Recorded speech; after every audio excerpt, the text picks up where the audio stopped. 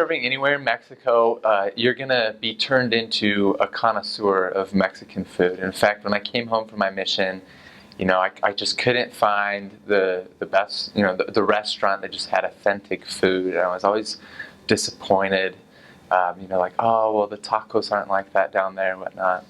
Anyways, you be prepared for some excellent food. Let's start off with something that's very unique to that area. They're called Gorditas, which translates to like little fatties or whatever. But they're awesome. So the Gorditas, they are tortillas. They can be corn or they can be flour.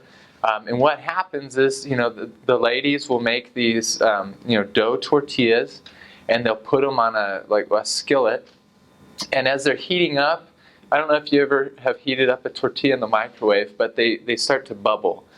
Anyways, as these tortillas are heating up, the ladies will press the tortilla with their hand and then they'll flip it, which is another amazing thing. They don't use spatulas. They're just their bare fingers are touching the skillet. And they'll press it in a way that the whole tortilla bubbles up.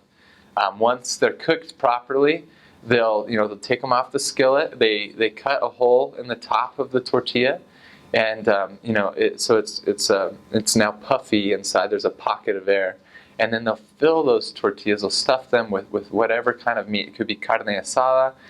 It could be what's called picadillo, which is kind of like a hamburger meat.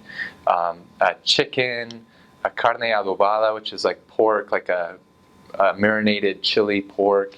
A lot of great stuff there. So you're going to see like gordita stands everywhere, and they're awesome. Great breakfast food if you want to grab something 10 minutes before you go out for your day. And then as far as other specialties go, they have chiles poblanos, which are just big chilies, just stuffed with cheese or chicken, rellenos. And also some other great stuff. They have tacos de carne al pastor. And so you'll see these taco stands all around. And for the most part, the tacos are served with corn tortillas. They have this big skewer, and it will spin around, and it's full. This is the carne al pastor meat, and it's full with different types of ham, different types of beef, and also onion and pineapple. And so as this thing's spinning, there's like a torch type apparatus on the side of it, and it will cook the outside of the meat. And the taco stand man will take some sort of knife, and he'll scrape off the edge of the skewer, the cooked meat, cut in about a quarter to half an inch on that meat on the outside. Keeping in mind that you're also getting pineapple and onion in there too, and that they'll collect in a little bowl at the bottom, and from there he'll scoop out the meat and he puts it into an amazing taco. It tastes like heaven. So there's a lot of great food there.